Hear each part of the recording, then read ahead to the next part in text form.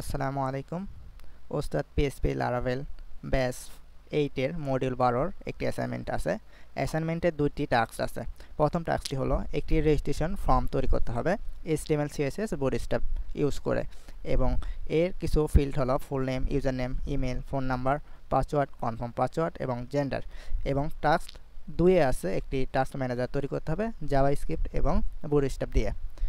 তো আমাদের দ্বিতীয় টাস্ক ম্যানেজারে আমাদের কয়েকটি ফিল্ড থাকবে, সেখানে অ্যাড বাটন থাকবে, একটা ডিলিট বাটন এবং কিছু আমাদের অ্যালার্ট মেসেজ শো করতে হবে।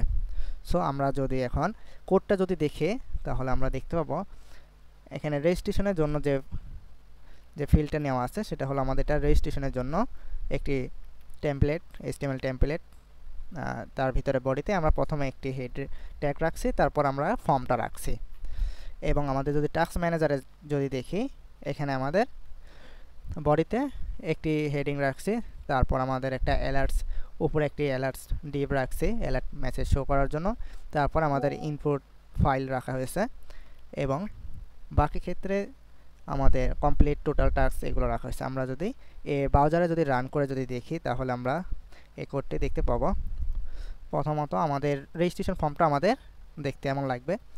আমরা এখানে অনেকগুলো আমরা তথ্য দিয়ে রাখছি, কিন্তু এখানে দেখেন দুইটি তথ্য আমাদের এখনো দেওয়া নাই।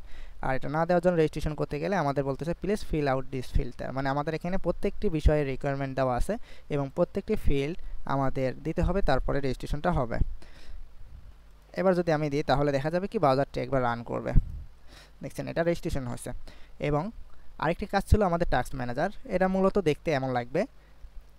আমরা এখানে নিউ টাস্ক আমরা এখানে অ্যাড করতে পারি। নিউ টাস্ক অ্যাড করার জন্য কি বলছে, এখানে দেখেন উপরে একটি মেসেজ দিয়েছিল, আমাদের অ্যাড করলে একটি করে মেসেজ দিবে টাস্ক অ্যাড সাকসেসফুলি। এটা কিছুক্ষণ পরে আবার চলে যাবে, এবং আমরা যখন কাজটা কমপ্লিট হয়ে যাবে তখন আমাদের এখানে যদি টিক দিয়ে দিই তাহলে এটা কি কাজটি হয়ে গেছে। এবং এখানে কিছু রিকোয়ারমেন্ট এখানে ক্রিয়েট করছি, কখন কয়টার সময়, এটা সব শো করতেছে।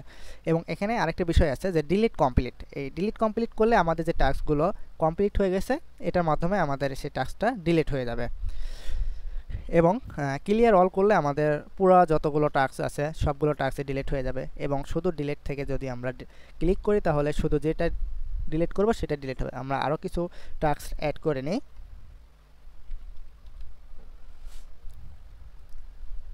আচ্ছা, এখন আমরা দেখুন উপরে যেটা আছে এটাকে যদি আমরা শুধু ডিলিটে দিই তাহলে শুধু একটি ডিলিট হয়ে যাবে, এবং ডিলিট হওয়ার আগে আমাদেরকে একটি SMS দিবে যেটা আমি ডিলিট করতে চাচ্ছি কি না, এবং এটার পরে আবার একটি SMS দিচ্ছে টাস্ক ডিলিটেড।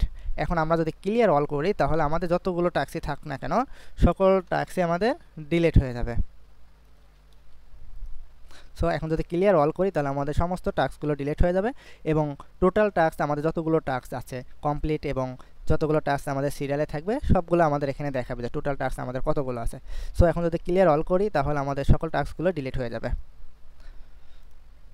আমাদের সকল টাস্কগুলো দেখেন ডিলিট হয়ে গেছে।